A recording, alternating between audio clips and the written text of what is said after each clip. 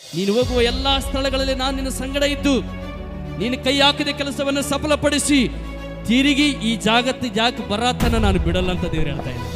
ಕುರಿ ದನಗಳನ್ನು ಕಾಯುವಂತ ಮನುಷ್ಯ. ಇಂಥ ಕಷ್ಟಗಳು, ಸಮಸ್ಯೆಗಳು, ಬಾಧೆಗಳು, ನಿಂದೆಗಳು, ಅವಮಾನಗಳು, ಜಿಗುಪ್ಸೆಗಳು, ಕಣ್ಣೀರು, ನೋವು, ವೇದನೆ, ಬಾಧೆ ನಮ್ಮ ಜೀವಿತದಲ್ಲಿ ಬಂದರೂ ಕೂಡ ದೇವರು ನಮ್ಮನ್ನು ಬಿಡದೆ ನಮ್ಮ ಜೊತೆಯಲ್ಲಿ ಇದ್ದು ನಡೆಸುವಂತ ದೇವರಾಗಿದೆ. ಇವತ್ತು ಎಷ್ಟು ಜನ ದೇವರ ಮಾತನ್ನು ನಂಬಿ ಮುಂದೆ ಹೋಗ್ತೇವೆ. 4ನೇ ಮನುಷ್ಯ ಯಾಕೋಬ. ಇಲ್ಲಿ ಒಂದ್ಸರಿ ಜೋರಾಗಿ ಯಾಕೋಬ. ನಾವು ಯಾರ್ಯಾರ ಜೊತೆ ದೇವರು ಇದ್ದಾರೆ ಎಂಬುದಾಗಿ ನಾವು ನೋಡ್ತೇವೆ. ಯಾಕೋಬನ ಸಂಗಡ ದೇವರು ಯಾಕೆ ಇದ್ರು? ಯಾಕೋಬನ ಎಂಥವನಾಗಿದ್ದಾನೆ? ಕುರಿ ದನಗಳನ್ನು ಕಾಯುವಂತ ಮನುಷ್ಯ. ನೋಹನು ವ್ಯವಸಾಯ ಮಾಡಿದ್ರೆ ಯಾಕೋಬನು ಏನು ಕಾಯ್ತಾ ಇದ್ದಾನೆ? ಕುರಿ ದನಗಳನ್ನ ಕಾಯ್ತಾ ಇದ್ದಾನೆ. ಆದ್ರೆ ಯಾಕೋಬನ ಜೊತೆ ದೇವರು ಇದ್ದನು ಎಂಬುದಾಗಿ ನಾವು ನೋಡ್ತೇವೆ. ಯಾಕೆ ಯಾಕೋಬನ ಜೊತೆ ದೇವರು ಇದ್ರಂದ್ರೆ ಆತನು ದೇವರ ಮಾತನ್ನು ನಂಬಿ ಲೋಕದಲ್ಲಿ ಜೀವಿಸುತ್ತಾ ಹೋಗ್ತಾ ಇದ್ದಾನೆ. ಆಮೇನ್. ಯಾರ ಮಾತನ್ನ ನಂಬ್ತಾ ಇದ್ದಾನೆ? ದೇವರ ಮಾತನ್ನ. ಯಾರ ಮಾತನ್ನ ನಂಬಿ ಬದುಕ್ತಾ ಇದ್ದಾನೆ ಯಾಕೋಬನು? ದೇವರ ಮಾತನ್ನ ನಂಬಿ. ಏನಂತ ದೇವರು ಹೇಳಿದ್ರು? ಆದಿಕಾಂಡ 28ನೇ ಅಧ್ಯಾಯ 15ನೇ ವಚನ. ದೇವರು ಹೇಳ್ತಾ ಇದ್ದಾರೆ, ಇದಲ್ಲದೆ ನಾನು ನಿನ್ನ ಸಂಗಡ ಇದ್ದು ನೀನು ಹೋಗುವ ಎಲ್ಲಾ ಜಾಗದಲ್ಲಿ, ಎಲ್ಲಾ ಸ್ಥಳಗಳಲ್ಲಿ ನಿನ್ನನ್ನು ಕಾಪಾಡಿ ಇದೇ ದೇಶಕ್ಕೆ ಬರಮಾಡ್ತೇನೆ. ನಾನು ನಿನಗೆ ಹೇಳಿ, ದೇವರು ಹೇಳ್ತಾ ಇದ್ರೆ ನಾನು ನಿನಗೆ ಹೇಳಿದ್ದನ್ನೆಲ್ಲ ನೆರವೇರಿಸದ ಹೊರತು ಬಿಡುವುದೇ ಇಲ್ಲ. ನೋಡಿ ದೇವರ ಮಾತು ಹೆಂಗಿದೆ ನೋಡ್ರಿ. ಹೇಳಿದ್ರೆ ಅದು ಮಾಡತ್ತನ ದೇವ್ರು ಬಿಡಲ್ಲ ಅಂತೆ. ಮನುಷ್ಯ ಹೇಳಿದ್ರೆ ಸ್ವಲ್ಪ ಬಿರುಸು ಬಂದ್ರೆ ಬಿಡ್ತಾನೆ. ಯಾಕೋ ಅಪ್ಪ ನಾನು ಹಿಂಗೆಲ್ಲ ಮಾಡೋದೇ ಬೇಡ ತಗೋ ಅಂತೇಳಿ ಬಿಡ್ತಾರೆ. ಅದು ದೇವರು ಒಂದು ಸಾರಿ ಹೇಳಿದ್ರೆ ಅದು ಮಾಡತ್ತನ ಬಿಡಲ್ಲ ಅಂತೆ. ಯಾಕೋಬನಿಗೆ ದೇವರು ಹೇಳಿದ್ರು, ಯಾಕೋಬನೇ ನೀನು ಹೋಗ್ತಾ ಇದೀಯಾ, ನಿನ್ನ ಮಾವನ ಮನೆಗೆ ನೀನು ಹೋಗ್ತಾ ಇದೀಯಾ, ಸಮಸ್ಯೆ ಬಂದಿದೆ ಗೊತ್ತು ನನಗೆ, ಏನು ಸಮಸ್ಯೆ ಅಂತ ನನಗೆ ಗೊತ್ತು, ಯಾವ ಸಮಸ್ಯೆಯಿಂದ ನೀನು ಹೋಗ್ತಾ ಇದೆಯಾ ಅಂತ ಗೊತ್ತು. ಆದರೆ ಈ ಜಾಗದಲ್ಲಿ ನೀನು ನನ್ನ ಮುಖವನ್ನು ನೋಡಿದೆಯಲ್ಲ, ನೀನು ನನ್ನನ್ನು ದೃಷ್ಟಿಸಿದೆ ಅಲ್ವಾ ಅಂತೇಳಿ ದೇವರು ನೋಡಿ ಯಾಕೋಬನಿಗೆ ಹೇಳ್ತಾ ಇದ್ದಾನೆ, ಯಾಕೋಬನೇ ಇನ್ನು ಮೇಲೆ ನೀನು ಒಬ್ಬನೇ ಅಲ್ಲ ಹೋಗೋದು, ನಿನ್ನ ಜೊತೆ ನಾನಿರ್ತೇನೆ. ನೀನು ಹೋಗುವ ಎಲ್ಲ ಸ್ಥಳಗಳಲ್ಲಿ ನಾನು ನಿನ್ನ ಸಂಗಡ ಇದ್ದು ನೀನು ಕೈ ಹಾಕಿದ ಕೆಲಸವನ್ನು ಸಫಲಪಡಿಸಿ ತಿರುಗಿ ಈ ಜಾಗಕ್ಕೆ ಬರಾತನ ನಾನು ಬಿಡಲ್ಲ ಅಂತ ದೇವರು ಹೇಳ್ತಾ ಇದ್ದಾನೆ. ಹಲ್ಲೆಲೂಯಾ. ನೋಡಿ ಎಂಥ ಭರವಸೆನ ದೇವರು ಕೊಡ್ತಾ ಇದ್ದಾರೆ. ಏನು ಮಾಡಿದೆ ಯಾಕೋಬ? ಒಂದೇ ಒಂದು ಕೆಲಸ ಮಾಡ್ದ. ದೇವರೇ ನಾನು ಹೋಗ್ತಾ ಇದ್ದೀನಪ್ಪ, ಒಬ್ಬನೇ ಇದ್ದೀನಿ, ಸಮಸ್ಯೆ ಬಂದಿದೆ, ಅದಕ್ಕೆ ನಾನು ಮನೆ ಬಿಟ್ಟು ಹೋಗ್ತಾ ಇದ್ದೀನಿ. ದೇವರೇ ನೀನು ನನ್ನ ಸಂಗಡ ಇದ್ದು ದೇವರೇ ತಿರುಗಿ ಒಳ್ಳೆ ರೀತಿಯಲ್ಲಿ ಬರಲಿಕ್ಕೆ ಸಹಾಯ ಮಾಡಪ್ಪ. ಅಲ್ಲಿ ಯಾವ ಕೆಲಸಕ್ಕಲ್ಲಿ ನಾನು ಕೈ ಹಾಕ್ತೀನೋ, ಎಲ್ಲಿ ನಾನು ಹೋಗ್ತೀನೋ ನನಗೆ ಗೊತ್ತಿಲ್ಲ, ಆ ಸ್ಥಳದಲ್ಲಿ ನೀನು ನನ್ನನ್ನು ಆಶೀರ್ವದಿಸಿ ತಿರುಗಿ ದೇವರ ನನ್ನ ನೀನು ಕರ್ಕೊಂಡು ಬಾ ಅಂತ ಯಾವಾಗ ಯಾಕೋಬನು ಪ್ರಾರ್ಥನೆ ಮಾಡಿ ದೇವರ ಮುಖವನ್ನು ದೃಷ್ಟಿಸಿ ಮುಂದೆ ಹೋಗ್ತಾ ಇದ್ದಾರೋ ತಕ್ಷಣ ದೇವರು ಹೇಳ್ತಾರೆ, ನಾನು ನಿನ್ನ ಸಂಗಡ ಇರ್ತೇನೆ. ಆಮೇನ್. ಭಾಳ ಸಾರಿ ಎಲ್ಲಿಗಾದ್ರೂ ಒಬ್ಬರೇ ಹೋಗುವಾಗ ಅಯ್ಯೋ ಇನ್ನೊಬ್ಬರು ನನ್ನ ಜೊತೆ ಇದ್ರೆ ಸರಿಯಾಗಿರ್ತೈತಲ್ಲ, ಯಾರಿಗಾದ್ರೂ ನಾನು ಕರ್ಕೊಂಬಂದ್ರೆ ಸರಿಯಾಗಿರ್ತಿದ್ದಲ್ಲ ಎಂಬುದಾಗಿ ನಾವು ಯೋಚನೆ ಮಾಡುತ್ತೇವೆ, ಹೌದಾ ಇಲ್ವಾ? ಆದರೆ ಯಾಕೊಬ್ಬನು ಏನು ಯೋಚನೆ ಮಾಡಿದೆ ಗೊತ್ತಾ? ಅಯ್ಯೋ ಊರಿನವ್ರು ಯಾರು ನನ್ನ ಸಂಗಡ ಬಂದಿಲ್ಲಲ್ಲ, ಅಯ್ಯೋ ಒಬ್ಬನೇ ನಾನು ಹೋಗ್ತಾ ಇದ್ದೀನಲ್ಲ, ಏನು ಮಾಡಬೇಕು, ಊರ ಹೆಸರು ಗೊತ್ತಿಲ್ಲ, ಎಲ್ಲಿ ನಮ್ಮ ಮಾವರ ಮನೆ ಬರ್ತದೆ ಗೊತ್ತಿಲ್ಲ, ಹೇಗೆ ನಾನು ಹೋಗ್ಬೇಕೆಂಬುದಾಗಿ ಎಲ್ಲ ಯೋಚನೆಗಳು ಆತನಲ್ಲಿ ಇರಬಹುದು. ಆದರೆ ಆತನು ಜನರ ಸಹಾಯವನ್ನು ಬಯಸದೆ ದೇವರ ಸಹಾಯವನ್ನ ಬಯಸ್ತಾ ಇದ್ದಾನೆ. ದೇವರೇ ನೀನು ನನ್ನ ಜೊತೆ ಬರಬೇಕಪ್ಪ, ದೇವರೇ ನೀನು ನನಗೆ ಬೇಕು, ನೀನು ನನ್ನ ಸಂಗಡ ಇರಬೇಕು. ದೇವರೇ ಮನುಷ್ಯರು ಬರ್ತಾರೆ ಹೋಗ್ತಾರೆ, ಆದರೆ ನೀನು ನನ್ನ ಜೊತೆ ಇರೋದಾದರೆ ನಾನು ಕೈ ಹಾಕೋ ಪ್ರತಿ ಕೆಲಸದಲ್ಲಿ ಕೂಡ ನೀನನ್ನು ಆಶೀರ್ವದಿಸ್ತೀಯ. ನಾನು ಎಲ್ಲೆಲ್ಲಿ ಹೋಗ್ತೇನೆ ಅಲ್ಲೆಲ್ಲ ನೀನು ನಡೆಸುವ ದೇವರಾಗಿದೆ ಎಂಬುದಾಗಿ ಯಾಕೋಬನು ಯಾವಾಗ ಹೇಳಿ ದೇವರಲ್ಲಿ ಪ್ರಾರ್ಥಿಸಿ ದೇವರ ಮಾತನ್ನ ನಂಬಿದ.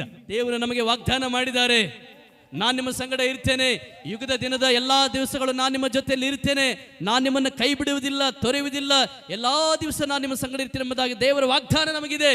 ಹೌದಪ್ಪ, ನೀನು ನಮ್ಮ ಸಂಗಡ ಇರ್ತೀನಿ ಎಂಬುದಾಗಿ ಹೇಳಿದಂಥ ದೇವರು ನೀತಿವಂತರ ಸಂಗಡ ಇರುವಂತನಾಗಿದೆಯಾ, ಪರಿಶುದ್ಧರ ಸಂಗಡ ನೀನು ಇರುವಂತನಾಗಿದೆಯಾ, ನಿನ್ನ ಮಾತನ್ನು ಕೈಕೊಂಡು ನಡೆಯುವವರ ಸಂಗಡ ನೀನು ಇರುವಂತನಾಗಿದೆಯಾ, ನಿನ್ನ ಕುರಿತಾಗಿ ಧ್ಯಾನಿಸುವವರ ಸಂಗಡ ನೀನು ಇರುವಂತನಾಗಿದೆಯಾ. ಹೌದು ದೇವರೇ, ನೀನು ಮಾತು ಕೊಟ್ಟು ಮಾತು ತಪ್ಪುವ ದೇವರಲ್ಲ, ನೀನು ಏನನ್ನು ಹೇಳ್ತೀಯೋ ಅದನ್ನು ಮಾಡ್ತೀಯ ಎಂಬುದಾಗಿ ಯಾವಾಗ ನಾವು ನಂಬಿ ಮುಂದೆ ಹೋಗ್ತೀವೋ ಆ ನಂಬಿಕೆ ತಕ್ಕ ಹಾಗೆ ದೇವರು ನಮ್ಮನ್ನು ಆಶೀರ್ವದಿಸುವ ದೇವರಾಗಿದ್ದಾನೆ. ಹಲ್ಲೆಲೂಯಾ. ಈಗ ಯಾಕೋಬನು ಹೋಗ್ತಾ ಇದ್ದಾನೆ, ದೇವರ ಮಾತನ್ನು ನಂಬಿ ಮುಂದೆ ಹೋಗ್ತಾ ಇದ್ದಾನೆ. ಇವತ್ತು ಎಷ್ಟು ಜನ ದೇವರ ಮಾತನ್ನು ನಂಬಿ ಮುಂದೆ ಹೋಗ್ತೇವೆ? ಪ್ರತಿ ಭಾನುವಾರ ಬರ್ತೀವಿ, ದೇವ್ರನ್ನ ಆರಾಧನೆ ಮಾಡ್ತೀವಿ, ದೇವರ ವಾಕ್ಯವನ್ನು ಕೇಳಿಸ್ಕೊಳ್ತೇವೆ. ಬಾಗಿಲನ್ನು ದಾಟಿದ ತಕ್ಷಣ ಮುಂದಿನ ವಾರ ಬಂದು ಯಾರಾದರೂ ಬಂದು ವಾಕ್ಯ ಕೇಳ, ಪಾಸ್ಟರ್ ಏನು ಹೇಳಿದ್ರು ವಾಕ್ಯ, ಅದು ಏನೋ ಹೇಳಿದ್ರು ಸಾರ್, ಅದು ಏನೋ ಅಂತ ನೋಡು, ಏನೋ ಯಾಕೋಬ್ ಅಂತ ಅವನ ಹೆಸರು. ಏನು ಅವನ ಹೆಸರು? ಯಾಕೋಬ್ ಅಂತ. ಏನು ಹೇಳಿದ್ರು ಯಾಕೋಬನ ಬಗ್ಗೆ? ಏನು ಹೇಳಿದ್ರೆ ಅದೆಲ್ಲ ಗೊತ್ತಿಲ್ಲ, ನೆನಪಿಲ್ಲ. ಯಾಕೋಬನು ದೇವರು ಹೇಳಿದ ಪ್ರತಿ ಒಂದೊಂದು ಮಾತನ್ನ ನೆನಪು ಇಟ್ಟುಕೊಳ್ತಾ ಇದ್ದಾನೆ. ನಾನು ದೇವರು ಹೇಳಿದ್ದಾನಂದ್ರೆ ಮಾಡುತ್ತಾನೆ ಎಂಬ ವಿಶ್ವಾಸದಿಂದ ಬರೇ ಕೋಲನ್ನು ತೆಗೆದುಕೊಂಡು ಹೋಗ್ತಾ ಇದ್ದಾನೆ ಮಾವನ ಮನೆಗೆ. ಬರೇ ಕೋಲು. ಬರುವಾಗ ದೊಡ್ಡ ಯಜಮಾನನಾಗಿ, ಐಶ್ವರ್ಯವಂತನಾಗಿ, ಕುರಿಗಳು, ದನಗಳು, ಆಸ್ತಿ ಸಂಪತ್ತು ಉಳ್ಳವನಾಗಿ ಹಿಂತಿರುಗಿ ಬರ್ತಾ ಇದ್ದಾನೆ. ಕಾರಣ ಏನು? ದೇವರು ಆತನ ಸಂಗಡ ಇದ್ದಾರೆ. ಇವತ್ತು ಯಾಕೆ ನಮ್ಮ ಪ್ರಾರ್ಥನೆ, ಯಾಕೆ ಆರಾಧನೆ, ಯಾಕೆ ದೇವರ ಆಲಯ ಅಂದರೆ ದೇವರ ಜೊತೆ ನಾವು ನಡೆಯುವುದಕ್ಕಾಗಿ, ದೇವರ ಸಂಗಡ ನಾವು ನಡೆಯುವುದಕ್ಕಾಗಿ, ದೇವರ ನಮ್ಮ ಸಂಗಡ ಇರುವುದಕ್ಕಾಗಿ ಇವತ್ತು ಆತ್ಮಿಕ ಯಾತ್ರೆಯನ್ನ ನಾವು ಮಾಡ್ತಾ ಇರುವುದನ್ನ ನೋಡುವಂತರಾಗಿದ್ದೀವಿ ಪ್ರೇರೆ. ಹೌದು, ಯಾಕೋಬನ ಸಂಗಡ ದೇವರಿದ್ದರು. ಯಾಕೋಬನ ಕೂಡ ಅಂದ ಚಂದವನ್ನು ಕೂಡ ದೇವರು ನೋಡಲಿಲ್ಲ. ಯಾಕೋಬನ ಜ್ಞಾನವನ್ನು ಕೂಡ ದೇವರು ನೋಡಲಿಲ್ಲ. ಯಾಕೋಬನ ಒಂದೇ ಒಂದು ದೇವರ ಮಾತನ್ನು ನಂಬುವನಾಗಿದ್ದ. ದೇವ್ರ ಮಾತನ್ನು ವಿಶ್ವಾಸ, ದೇವರು ಹೇಳಿದ್ದಾರೆ ಅಂದರೆ ಮಾಡ್ತಾರೆ, ಇದು ನನ್ನ ಜೀವನದಲ್ಲಿ ಜರುಗುತ್ತೆ, ದೇವರನ್ನ ಸಂಗಡ ಇರ್ತಾರೆ ಎಂಬುದಾಗಿ ವಿಶ್ವಾಸದಿಂದ ಜೀವನದ ಯಾತ್ರೆಯನ್ನ ಸಾಗಿಸಿದ. ಸಮಸ್ಯೆಗಳು ಬಂದವು ಯಾಕೋಬನಿಗೆ. ಸಮಸ್ಯೆಗಳು ಬರಲಿಲ್ಲ ಅಲ್ಲ, ಸಮಸ್ಯೆಗಳು ಬಂದವು. ಸ್ವಂತ ಮಾವನೇ ಯಾಕೋಬನ ಜೊತೆ ಜಗಳಕ್ಕೆ ಬಿದ್ದನು. ಎಷ್ಟೋ ಸಾರಿ ತನ್ನ ಪಗಾರ ವಿಷಯದಲ್ಲಿ ಮೋಸ ಮಾಡಿದನು. ಆದರೂ ಯಾಕೋಬನ ದೇವರ ಮುಖವನ್ನ ನೋಡ್ತಾ ಇದ್ದಾನೆ. ಇವತ್ತು ನಮ್ಮ ಜೀವನದಲ್ಲಿ ದೇವರ ಮಾತನ್ನು ನಂಬಿ ವಿಶ್ವಾಸ ಮಾಡಿ ಮುಂದೆ ಹೋಗುವಾಗ ಎಷ್ಟೋ ಸಮಸ್ಯೆಗಳು ಕೂಡ ನಮ್ಮ ಜೀವನದಲ್ಲಿ ಬರ್ತವೆ. ಆದರೆ ಅವೆಲ್ಲವುಗಳನ್ನು ಜಯಿಸುವಂತೆ ದೇವರ ಕೃಪೆ ನಮಗೆ ಕೊಡುವನಾಗಿದ್ದಾನೆ. ಹಲ್ಲೆಲೂಯಾ. ದೇವರೇ, ನೀನು ನಮ್ಮ ಸಂಗಡ ಇದೆಯಲ್ಲಪ್ಪ, ಮತ್ತೆ ಯಾಕೆ ಈ ಸಮಸ್ಯೆಗಳು ಬರ್ತಾ ಇದೆ, ಯಾಕೆ ನನಗೆ ಈ ರೀತಿ ಆಗ್ತಾ ಇದೆ ಅಂತೇಳಿ ನಾವು ಹೇಳ್ಬೋದು. ದೇವ್ರು ಹೇಳ್ತಾರೆ, ಭಯಪಡಬೇಡ, ನಾನು ನಿನ್ನ ಸಂಗಡ ಇದ್ದೇನೆ. ನಾನು ಮಾತು ಕೊಟ್ಟಿನಲ್ವಾ, ಮಾತನ್ನು ಕೊಟ್ಟಿದ್ದೀನಿ. ಏನಂತ? ತಿರುಗಿ ಸ್ಥಳದಲ್ಲಿ ಬರಮಾಡುವತನ ನಾನು ನಿನ್ನನ್ನು ಬಿಡುವುದಿಲ್ಲ. ಎಂಥ ಕಷ್ಟಗಳು, ಸಮಸ್ಯೆಗಳು, ಬಾಧೆಗಳು, ನಿಂದೆಗಳು, ಅವಮಾನಗಳು, ಜಿಗುಪ್ಸೆಗಳು, ಕಣ್ಣೀರು, ನೋವು, ವೇದನೆ, ಬಾಧೆ ನಮ್ಮ ಜೀವಿತದಲ್ಲಿ ಬಂದರೂ ಕೂಡ ದೇವರು ನಮ್ಮನ್ನು ಬಿಡದೆ ನಮ್ಮ ಜೊತೆಯಲ್ಲೇ ಇದ್ದು ನಡೆಸುವಂಥ ದೇವರಾಗಿದ್ದಾನೆ. ಹಲ್ಲೆಲೂಯಾ. ನೋಹನು ಲೋಕದ ಪಾಪದ ಕೆಸರನ್ನು ಅಂಟಿಸಿಕೊಳ್ಳದೆ ಜೀವಿಸಿರುವುದರಿಂದ ನೋಹನ ಸಂಗಡ ದೇವರು ನಡೆದನು.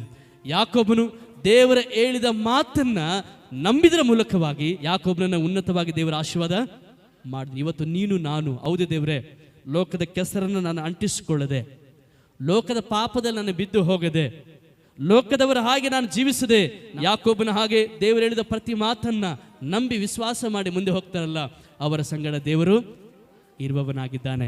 ಅದೇ ದೇವರು ಇವತ್ತು ನಾವು ಆರಾಧನೆ ಮಾಡುವಂಥ ದೇವರಾಗಿದ್ದಾನೆ. ಯಾಕೋಬನ ದೇವರೇ ನಮ್ಮ ದೇವರು, ನೋಹನ ದೇವರೇ ನಮ್ಮ ದೇವರಾಗಿರುವುದರಿಂದ ಅವರ ಜೊತೆ ಇದ್ದ ದೇವರು ಇವತ್ತು ನಿನ್ನ ಜೊತೆ ಕೂಡ ದೇವರು ಇಲ್ಲಿಕ್ಕೆ ಹೋಗುವವನಾಗಿದ್ದಾನೆ. ಯಾಕೋಬನು ಯಾರು ಇಲ್ಲದೆ ಇರುವಾಗ, ಒಬ್ಬಂಟಿಗನಾಗಿರುವಾಗ, ದೇವರೇ ನೀನೇ ನನ್ನ ಸಹಾಯಕ ಅಪ್ಪ, ನೀನು ಹೇಳಿದೆಲ್ಲ ನನ್ನ ಜೊತೆ ಇರ್ತೀನೆಂಬುದಾಗಿ, ಈಗೋ ನಿನ್ನ ಮಾತನ್ನು ನಂಬಿ ಬರೀ ಕೋಲಿಂದ ನಾನು ಹೋಗ್ತೇನೆ, ನನ್ನ ಆಶೀರ್ವಾದ ಮಾಡಿ ತಿರುಗಿ ದೇವರನ್ನು ಕರ್ಕೊಂಡ್ಬರುವ ದೇವರೆಂಬುದಾಗಿ ನಂಬಿ ಜೀವನವನ್ನು ಸಾಗಿಸಿದ, ನಂಬಿ ಬದುಕನ್ನು ಸಾಗಿಸಿದ. ಇವತ್ತು ನಮ್ಮ ಜೀವನದಲ್ಲಿ ಹೌದಪ್ಪ, ಈ ಲೋಕದಲ್ಲಿ ಎಷ್ಟೇ ಕಷ್ಟ ಬಂದರು, ಕಣ್ಣೀರು ಬಂದರು, ವೇದನೆ, ಬಾಧೆ ಏನೇ ಬಂದರು, ದೇವರೇ ನೀನು ನಮ್ಮ ಜೊತೆ ಇರ್ತೀಯಪ್ಪ. ನೀನು ನಮ್ಮನ್ನು ಒಂದು ದಿನವೂ ಕೂಡ ಕೈ ಬಿಡದೆ, ಒಂದು ದಿನವೂ ಕೂಡ ನಮ್ಮನ್ನು ತೊರೆಯದೆ, ಸ್ವಾಮಿ ನಿನ್ನ ಮಾತನ್ನು ನಂಬಿ, ನಿನ್ನ ವಾಗ್ದಾನಗಳನ್ನು ನಂಬಿ, ನಿನ್ನ ವಾಕ್ಯವನ್ನು ನಂಬಿ ಜೀವಿಸ್ತಾ ಇರುವಾಗ ದೇವರೇ, ಖಂಡಿತ ದೇವರೇ ನೀನು ನಮ್ಮ ಸಂಗಡ ಇರುವಂಥ ದೇವರು. ಆ ದಿನ ನೋಹನ ಸಂಗಡ, ಶಿಷ್ಯರ ಸಂಗಡ, ಯಾಕೋಬನ ಸಂಗಡ ಇದ್ದ ಹಾಗೆ ಸ್ವಾಮಿ ನೀನು ನನ್ನ ಸಂಗಡ, ನನ್ನ ಕುಟುಂಬ ಸಂಗಡ ಇರುವ ದೇವರು ನೀನಾಗಿದೆ ಸ್ವಾಮಿ ಎಂಬುದಾಗಿ ಹೇಳುತ್ತಾ ನಮ್ಮನ್ನು ನಾವು ಕರ್ತನಿಗೆ ಒಪ್ಪಿಸಿಕೊಡುವರಾಗಿರೋಣ. ನನ್ನ ಕಷ್ಟಗಳಲ್ಲಿ ಜೊತೆಯಾಗಿರೋ, ರೋಗದಲ್ಲಿ